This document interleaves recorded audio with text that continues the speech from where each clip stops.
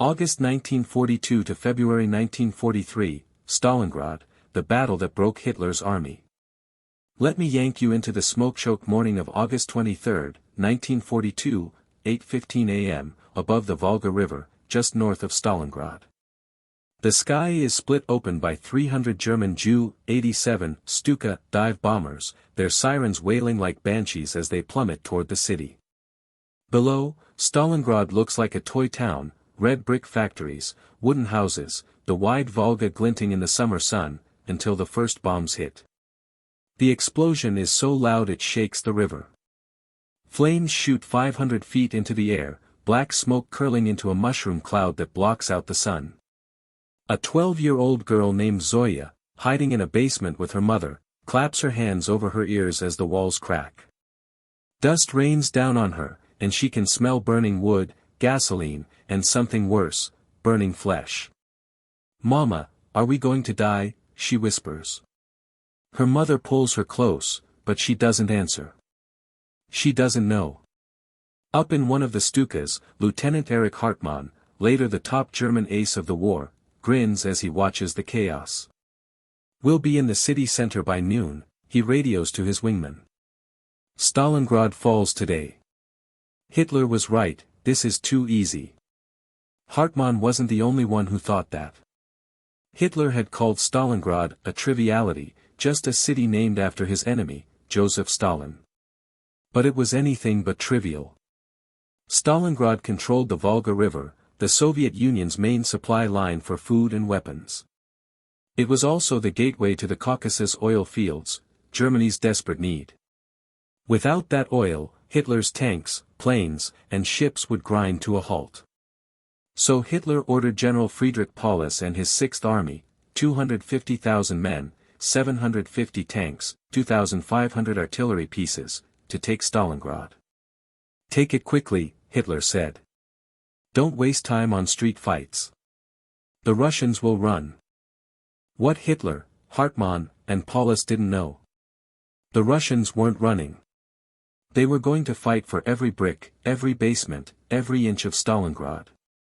And this triviality would become the grave of Germany's Eastern Army, and the turning point of World War II. To understand why Stalingrad mattered, you gotta go back to 1941. Hitler had invaded the Soviet Union in June that year, calling it Operation Barbarossa. At first, it worked. German tanks raced 1,000 miles east, capturing millions of Soviet soldiers. By December, they were 20 miles from Moscow.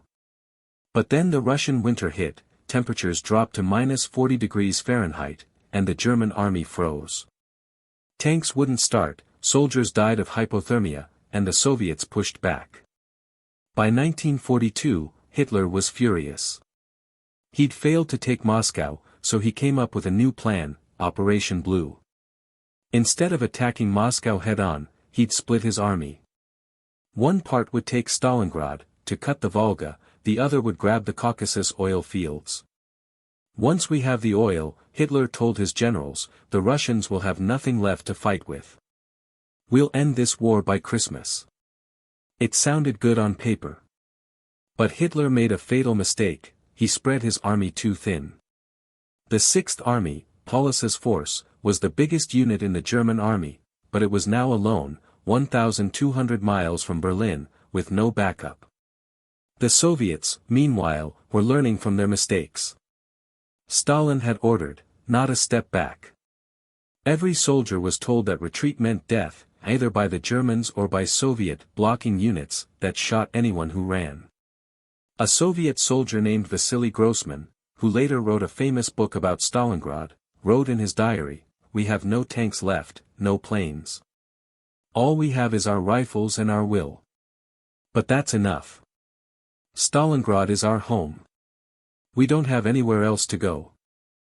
By August 1942, Paulus's army was at the gates of Stalingrad. The German high command predicted victory in a week. The soldiers joked, "We'll be drinking vodka in Stalin's office by Sunday." But they didn't know what waited for them inside the city. Let's step into the shoes of Private Hans Müller, a 19-year-old German soldier with the 6th Army, on September 1, 1942. He's standing in front of a red brick factory on the edge of Stalingrad, his rifle sweating in his hands. The factory is pockmarked with bullet holes, but it looks empty. "Clear," yells his sergeant. Muller and his squad rush in. Then all hell breaks loose. Soviet soldiers jump out of closets, crawl out from under floorboards, and fire from the rafters. Muller's best friend, Karl, is shot in the chest. Blood sprays on Muller's uniform as Karl falls. Muller fires back, but he can't see who he's shooting at. The factory is a maze of machines, pipes, and debris. Every corner is a death trap. This is what the soldiers called Rattenkrieg, the Rat War. Stalingrad wasn't a battle of armies. It was a battle of squads, of men fighting in basements, sewers, and stairwells. A single building could change hands 10 times in a day. The Germans would take the first floor, the Soviets would hold the second. They'd throw grenades through windows, bayonet each other in dark hallways, and sometimes even fight hand-to-hand with shovels. Muller writes in his diary that night, "We took 10 meters today. 10 meters. And we lost 5 men for it. This isn't war. This is murder."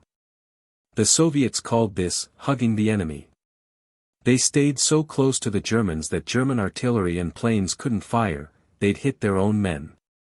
A Soviet officer named Vasily Chukov said, "We'll make the Germans fight for every square meter. We'll wear them down. They can't keep up this pace." Chukov was right. The Germans were used to fast, mobile warfare, tanks sweeping across fields, planes bombing from above. But Stalingrad was slow, brutal, and personal. Every day, the 6th Army lost 2,000 men. Their supplies were running low, bread was rationed to 100 grams a day, about a slice, water was scarce, and the wounded lay in basements with no medicine. By October, Muller's squad of 12 was down to 3 men. He had frostbite on his toes, and he'd eaten his last chocolate bar a week ago. "We're not winning," he writes. "We're just surviving." Meanwhile, the Soviets were building up their strength. Stalin had moved 1 million soldiers, 1,500 tanks, and 2,500 artillery pieces to the area around Stalingrad, all in secret. They hid tanks in forests, dug trenches in fields, and used camo nets to cover their artillery. The Germans had no idea. Paulus kept asking Hitler for more supplies, but Hitler said, "Focus on taking the city. Reinforcements are coming." They never did. November 19, 1942, 5:30 a.m., outside Stalingrad. The temperature is -20 degrees Fahrenheit, and snow is falling. Private Ivan Petrov, a Soviet tank driver, sits in his T-34 tank, his hands numb despite his gloves. He checks his radio. Operation Uranus begins in 30 seconds. Uranus was the Soviet plan, to surround Paulus's 6th Army. 2 Soviet armies would attack the weak German flanks, held by Romanian and Italian troops, who were poorly trained and equipped, then meet behind Stalingrad, cutting off the 6th Army from the rest of Germany's forces. At 5:30 a.m. exactly, 2,000 Soviet artillery pieces fire at once. The ground shakes like an earthquake. Petrov's tank lurches forward as the attack begins. The Romanian troops, caught off guard, run for their lives. They're panicking. Petrov yells to his crew, "Keep going." By November 23, the 2 Soviet armies meet at the town of Kalach, 50 miles west of Stalingrad. Paulus's 6th Army is surrounded, 250,000 men trapped in a circle 30 miles wide. Hitler is told the news, but he refuses to let Paulus retreat. "Fight to the last man," he says. "I will send help." The help never came. Hitler ordered Field Marshal Erich von Manstein to lead a relief army to Stalingrad, but it was too small, too late. By December, von Manstein's army was 30 miles from Stalingrad, but Soviet resistance was too strong. "We can't break through," von Manstein radioed Hitler. "Let Paulus retreat. Save the men." Hitler said no. Inside the pocket, Müller and the other Germans are starving. They eat horses, dogs, even rats. The wounded die in the cold, there's no heat, no medicine, no way out. Müller writes, "We're trapped. The Russians are firing at us from all sides. I haven't had a hot meal in a month. I just want to go home." On December 27, Stalin offers Paulus a deal: surrender, and your men will be treated well. Paulus asks Hitler for permission to accept. Hitler says, surrender is not an option. Fight on. By January 1943, the Soviets start shrinking the pocket. They attack with tanks, infantry, and artillery. The Germans fight back, but they're out of ammo, out of food, out of hope. On January 8, the Soviets drop leaflets over the German lines: surrender now. This is your last chance. Most Germans want to, but Paulus, bound by Hitler's order, refuses. On January 26, the Soviets split the German pocket into two parts, one in the north, around the tractor factory, one in the south, around the city center. Müller is in the north pocket. That night, he hears a radio announcement: Hitler has promoted Paulus to field marshal. No German field marshal has ever surrendered, Hitler says. It's a not-so-subtle order: kill yourself. Paulus doesn't. On January 31, 1943, he surrenders his southern pocket. He's in a basement, surrounded by his staff, when Soviet soldiers kick down the door. "General Paulus?" one asks. Paulus nods. "I surrender." Müller's northern pocket holds out until February 2. That morning, he and the last 4,000 Germans lay down their weapons. A Soviet soldier takes Müller's rifle. "You're a prisoner now," he says. Müller doesn't care. He's alive. When the fighting stops, the numbers are staggering. Germany lost 250,000 men, 150,000 dead, 91,000 captured. Only 5,000 of the prisoners ever returned to Germany. The Soviet Union lost 1.1 million men, 478,000 dead, 650,000 wounded. Stalingrad is in ruins. 90% of the city is destroyed: factories, houses, hospitals, schools. 40,000 civilians died. But the worst part? The human cost. Müller spends the next 11 years in a Soviet prison camp. He works in a coal mine, freezing, starving, until he's released in 1949. When he gets home to Berlin, he finds his house destroyed, his parents dead. "Stalingrad took everything from me," he says later. Zoya, the 12-year-old girl, survives. She and her mother escape across the Volga in a rowboat during the bombing. They live in a village outside Stalingrad until the war ends. When she returns to the city in 1945, she can't find her old house. "Everything was gone," she says. "But we were alive. That's what mattered." Stalingrad wasn't just a battle, it was a turning point. Before February 1943, Germany was on the offensive. They'd taken Poland, France, Norway, most of Eastern Europe. After Stalingrad, they were on the defensive. Hitler had lost his best army. The Sixth Army was the backbone of his Eastern Front. He couldn't replace the men, the tanks, or the weapons. The Soviets, meanwhile, went on the attack. They pushed the Germans west, retaking Ukraine, Belarus, and Poland. By 1945, they were in Berlin. Hitler killed himself in his bunker, and Germany surrendered on May 8, 1945. But Stalingrad's legacy is bigger than World War II. It's a story of resilience, of a people who refused to give up, even when all hope seemed lost. It's a story of the danger of arrogance. Hitler thought he could conquer the Soviet Union with ease, but he underestimated the Russian people's will to fight. Today, Stalingrad is called Volgograd.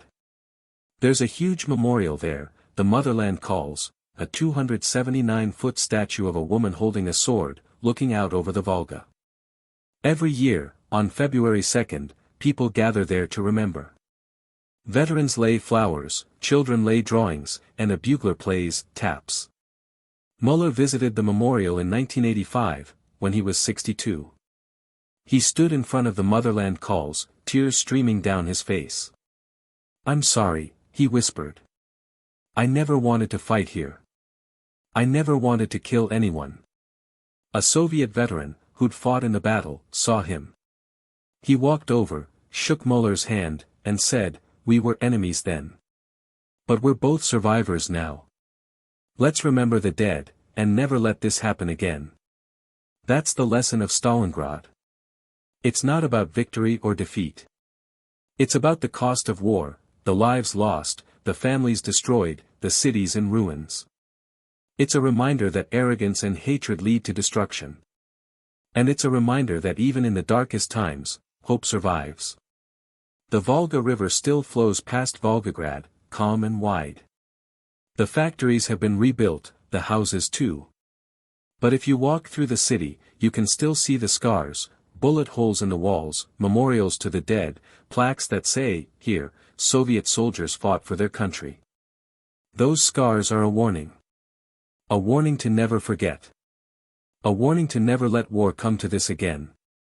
And that's the legacy of Stalingrad. A legacy of courage. A legacy of hope. A legacy that will never die.